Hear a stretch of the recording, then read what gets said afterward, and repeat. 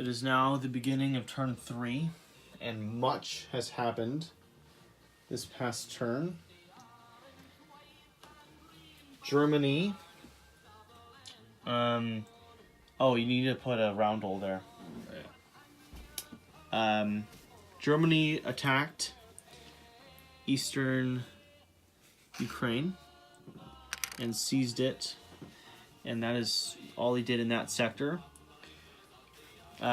They bought tanks and infantry. Don't forget the fleet that it destroyed. And the German Air Force attacked the British Navy, that was the British and American fleet that was in Sea Zone 8, and they destroyed it. And it was down to the wire, and they destroyed 2 transports and an infantry and an artillery with a bomber against a cruiser. It was quite close, and that was a great victory for Germany. It looks like they're gearing up for a big operation in this coming turn. Russia built 2 fighters, which is a rare sight. I am trying something new with Russia and want to utilize the excellent defensive capabilities of the fighters to inflict great damage when Leningrad or Stalingrad are attacked. Russia also transferred more troops to the Japanese front to pressure them.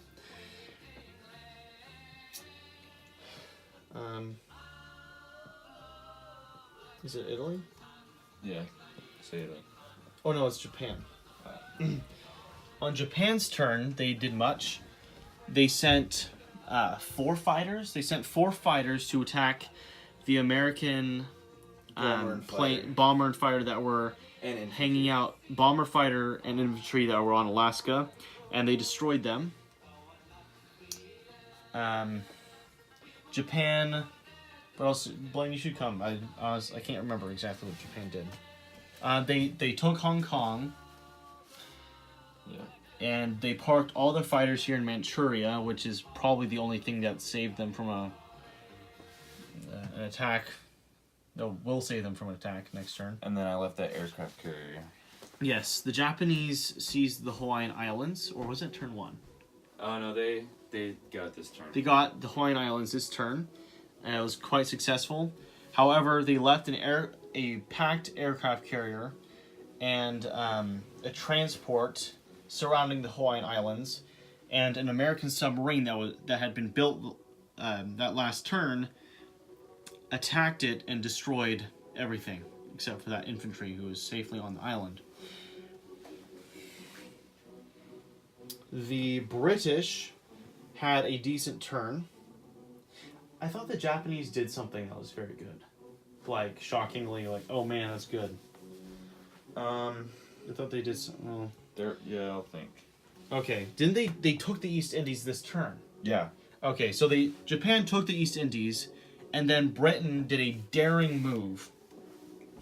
They sent the destroyer, which was in Sea Zone 40, and the one that was by India, and they attacked a Japanese cruiser and transport which had been there.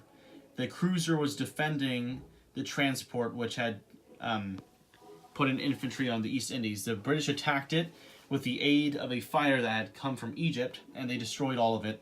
And then they retook the East Indies, and now this will be the latest thorn in the side of the Japanese, who will have to worry about their last money island and the Philippines falling, which could happen next turn if they don't defend the Philippines, which are currently unguarded. However, the British lost Egypt to the Italians, who have a fresh factory there, built by the British. The British, by sending their fighter over here to win the battle of Sea Zone 38, they lost Egypt in turn. So the Italians had a great turn, and Africa is wide open for their consumption. America, having gotten... America got a new technology. It had long-range aircraft before. It also gained jet fighters. So now its fighters, which can fly super far, are also more powerful. So the 2 fighters attacked a Japanese fighter that was resting on the Caroline Islands and destroyed it with the loss of one of their fighters. And they destroyed a German transport which was in Sea Zone 14. The fighter came from the East Coast, attacked Sea Zone 14, and then landed in Persia as a testament to how far they can fly. Oh yes, and the British bought 2 bombers. What else did the Americans do? Oh yes, they also destroyed 40 IPCs worth of Japanese equipment, which was good for them. However, the game is very much still in the balance. The Chinese massed in Suyuan, and looks like they're gearing up for something. The numbers are growing as Japan has not invaded them to cut their infantry production at all. We'll see you at the beginning of turn 4. It is now the beginning of round 4, and less has happened than last turn, but there are some notable things. Germany took Belorussia right here. I think, yeah, I'm pretty sure that's Belorussia. Yep. Germany took Belorussia, closing in on Leningrad, and that's all they really did. The Russians, on their turn, they counterattacked in eastern Ukraine right here. The Germans had lost all their infantry in their previous attack the other turn, and so the Russians swarmed them with infantry and other stuff, and they destroyed some German units that had no infantry protection. The Russians are bent on protecting all of their factories. They built quite evenly in each one. We'll see if they'll be able to hold on to any of them. Japan moved some of its fleet to the Philippine Islands to defend it. This time they have brought more units than last time when they took some of the Money Islands. They now brought their battleship and other vessels to defend the Philippine Islands so it won't fall without a fight. They also built another carrier, and they built a bomber because the Japanese got a new technology this turn. They got heavy bombers. So now Blaine is trying to, well, take advantage of that decent technology. Yeah, you can take that. So he's built one. You can see it up in northern Japan. The British deployed their bombers to bomb Germany. They lost 2 of their bombers. Blaine rolled snake eyes. And so now there's a measly 5 damage on that factory there in Germany. Yeah. And the Royal Air Force did not rebuild this turn. Instead, Britain built a brand new fleet. They built 2 cruisers and some transports and a destroyer. And they are bent on messing with the Germans in whatever way they can. They also built some stuff in India, built some infantry there, and moved some guys around. They don't want Persia to fall without a fight, and that American fighter there is definitely going to help them hold. They also took out Borneo. With Japan distracted in other areas, the British have tried to make themselves as much of a thorn as they can, so they've taken back the Money Islands, and they are bent on taking the Philippines if Japan ever moves its fleet up north, possibly to defend against an invasion.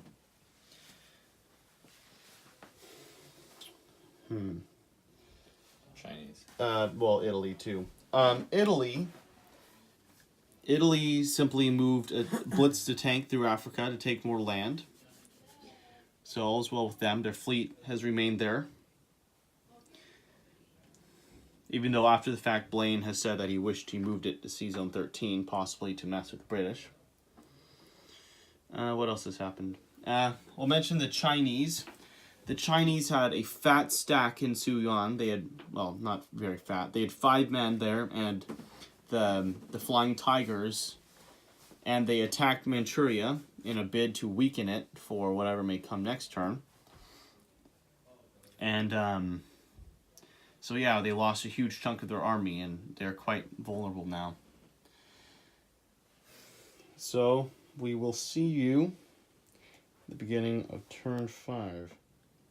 It is now the beginning of turn 5, and some nice things have happened. for the Allies. In my opinion, have good things happened for the Axis, Blaine? Good things have happened, but more bad things have happened. Yeah. To the Axis. So he's saying more bad than good for the Axis. So the Germans seized Leningrad. That happened this turn, right? Yeah. Yeah. So they took Leningrad. They lost all their infantry, didn't they? Yeah, and a tank. So they lost Leningrad. I mean, they took Leningrad, but we'll see what will happen with that. So that was the victory for the Germans. Germans also made a tactical retreat. They pulled out of Ukraine and Belorussia, I do believe, or it was Eastern Ukraine. They pulled out of some of these territories here to just regroup. However, Russia thought that was not a good move because on Russia's turn, Russia immediately sent 2 infantry to seize the territories that they abandoned. So it's given them some extra time to defend. They now there's no longer German troops on their 2 remaining factories' doors. The Russians built a handful of tanks and another anti-aircraft gun, and they moved the one that was in Moscow up into Archangel because they don't want to lose the bonus they get for having Archangel. So, and they also moved a bunch of stuff there because they don't need to worry about Russia itself right here being taken. The Russians launched a massive attack on Manchuria with the 7 or 8 infantry they had there, and the attack went awful. They lost all but 3 of their men in exchange for 1 Japanese infantryman, and so on Japan's turn they promptly invaded and took it, so that is not good news for the Soviets. At Japan's turn. On Japan's turn, like I said before, they invaded Russia, and they're going to get some free income for that. They also deployed another destroyer down here to the Philippines, so it won't be taken so easily. What else did they do? They just built up. Yeah. They built up because the Americans are starting to mass. Britain had a very nice turn. This turn let them rebound from the awful air raid that took place over Germany, in which they lost 2 bombers. This turn, they invaded Finland and Norway. So they're trying to bug the Germans in whatever way they can. So they've taken 5 IPCs from them, and they're now threatening to attack Leningrad from another side.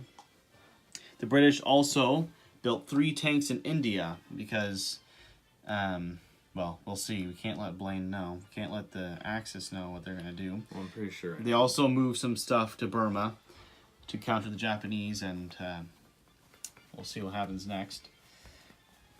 And they built more naval units as well. Cruisers and a destroyer.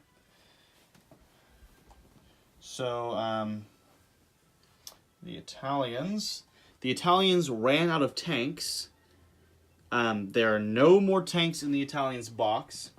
So we started to use damage markers for tanks. That's what we use now. If a damage marker is not underneath a factory, then you know it is an Italian tank, because the Italian tanks were sent to the Eastern Front to help bolster the defenses there. The Italians seized more of Africa, and they moved their fleet through the Suez Canal and to Sea Zone 35. India was saved from an invasion from the mere fact that Italy did not have enough. It only had 1 tank available to attack India, because transports can only hold 1 tank at a time. So if they attacked, there would only be 1 tank attacking, and they most certainly would not want to take the damage on a cruiser, or yeah, whatever. The Italian Navy would only be able to shoot once. Anyway, the Americans built 3 transports and some more aircraft, and yeah, that's all they did. So we'll see what happens. We'll see you at the beginning of turn 6. It is now the beginning of turn 6, and things have happened.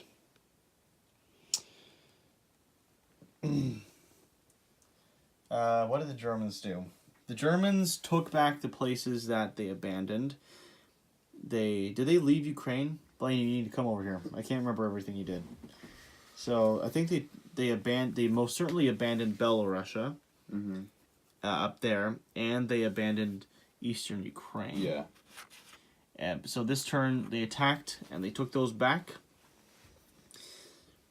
They also took back regular Ukraine. I think they lost that as well. They abandoned it, I think.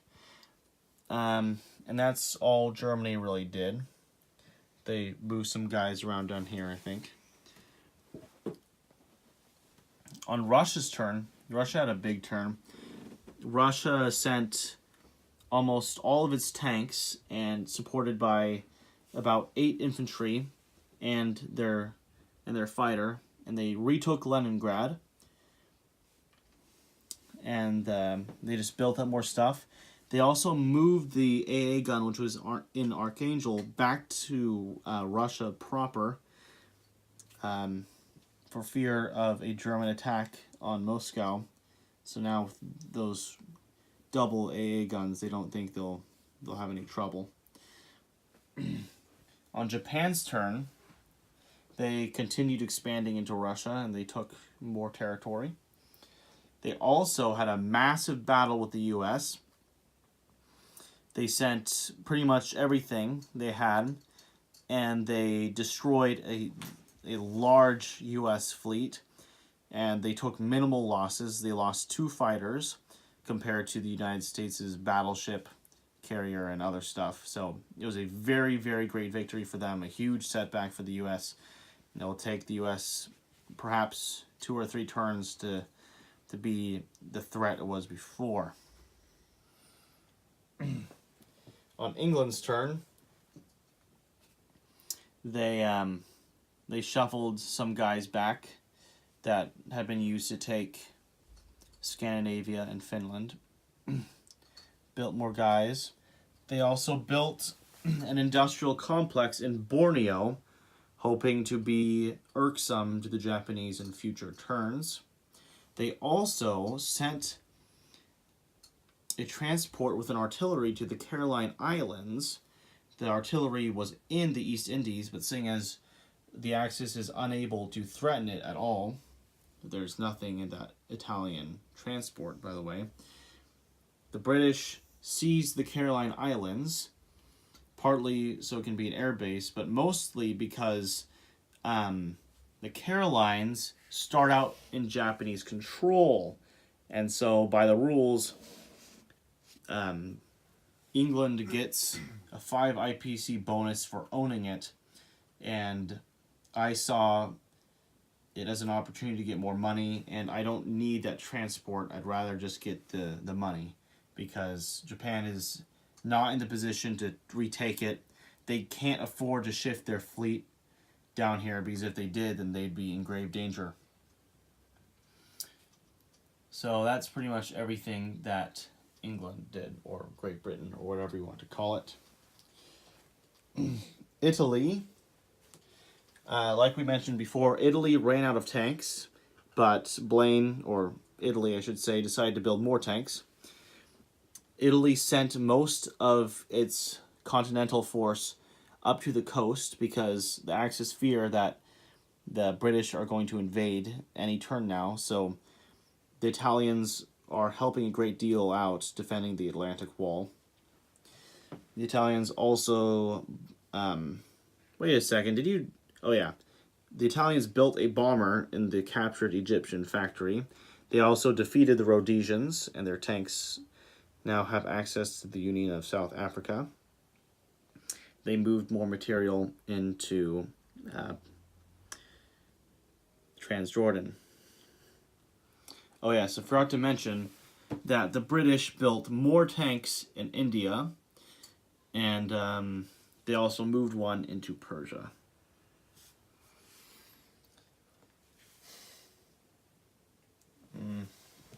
Did the Italians just move their fleet to India? That was the turn before this one. Oh, okay, so they've been there.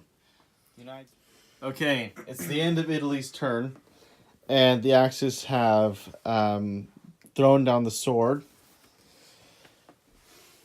Germany, the only thing Germany did was they built up more soldiers.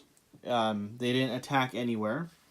And so Russia struck out. They attacked with a massive force from Moscow and Stalingrad, and they took back Ukraine, eastern Ukraine, and other goodies. Japan advanced further into Russia. They also sent a fleet down here to suppress any attempt of the British to build a navy here. And the Japanese just built up. They also retook Manchuria in a daring attack. Great Britain had the best turn yet. They retook Norway, which Germany had taken with a paratrooper. And they attacked Poland. They took it because nothing was in it. But if there was something in it, then the 3 cruisers, they didn't need to send that. But if there was stuff, then they could have sent all those cruisers to bombard it. Sent this big force down there to block the Germans from getting to their territories over here. So they had a great turn. But they forgot to attack the Japanese, which they could have also done easily. But anyway, that doesn't matter now because they surrendered anyway. The Italians continued to gulp Africa. This is what they were going to build. And so now we're going to give some analysis. I'm going to say what I think. I think that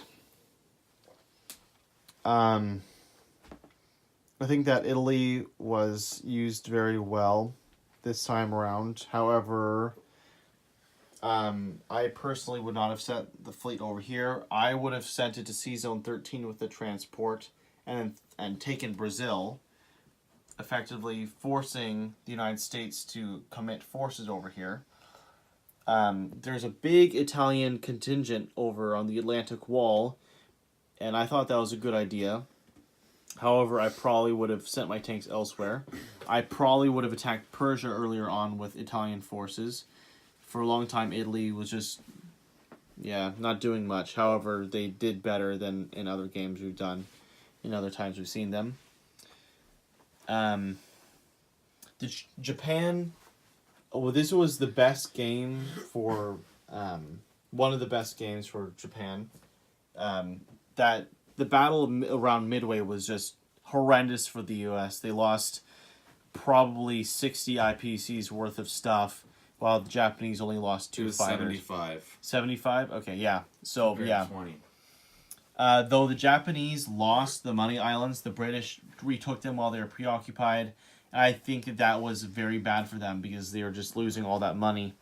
And also, they started losing to China. Even though they retook Manchuria, I think that China still would have eventually pushed them out over time as the U.S. started to grow and grow. This was a bad game for the U.S. I split up their navies and made them vulnerable, so that was a poor decision. So I think this was a good game. I think China was used very well in this game. I mean, there's some bloody battles, but at least they were very active. To the point, Britain was used very well. They caused much anguish for the Germans. Germans did okay, but actually, no, I would honestly say they didn't. They pulled back when they shouldn't have. They didn't send enough infantry early on, so they lost heavy weapons to swarms of Russian infantry. Blaine, do you have anything you want to say? Yeah. The German. And let's take a look at the tech chart as well. Yeah, the German. I think the main problem with the Germans was of the little amounts of infantry they had, which all the territory that they seized was not able to be reinforced, and they basically overextended themselves with a lot of fighters and tanks and scarce amounts of defensive infantry. And when I attacked Karelia, I foolishly sent a ton and built a ton of fighters to defend it, even though I had no chance of defending it. and that was a huge blow to the Yeah. Germans. And Russia retaking Leningrad, that was big because the Germans had, like Blaine said, they pushed really hard to take it, and so it just falling immediately was very good. Yeah, and then Japan, I feel like I played very well. The only thing I did not like was the British situation in the south. And near the end of the game, the last couple turns, I was starting to, after that huge blow on the U.S. fleet, I started to pull back my fleet and move them towards the south because I thought my only chance in the game basically was to annihilate the British in the south and move this way and just survive long enough as Germany to hold off the British and the Soviets to give enough time for Italy and Japan to basically do all the heavy lifting. And what else? Yeah, Italy was starting to grow. Yeah, the Italians, I feel like I played very well. Italy was basically defending the Atlantic Wall by themselves, and I think I could have allocated those troops slightly better. And I took almost all of Africa. The only one was French West Africa, and that was nice. A little bit of an IPC blow for the UK, and I got their factory. Yeah, and the factory in Egypt, which the UK built, and I immediately seized, was nice. If I were Italy, I would have started spawning units in that Egyptian factory and immediately start heading for Persia. I think Italy's destiny was to take India, not Japan. So yeah, that's basically it. My biggest downfall was forgetting that the sea zone could completely... That sea zone was there and can completely go into Poland, and I had nothing there. So yeah, overall, I feel like I did better than last time, of course, but still not very well. We're probably going to implement some rules. Let's take a look at the tech chart. Yeah. We're probably going to adopt a different tech system, one that is different from the one that comes out of the rules of this game. We think that we agree with the Hilltop Pillbox's analysis on tech in this game, and we decided that it doesn't make sense that you can't choose which tech you want to focus on, and how random the research is. Yeah, it just doesn't make much sense. So we're probably going to switch to that, and we will see you in the next game. This has been the second game of ours.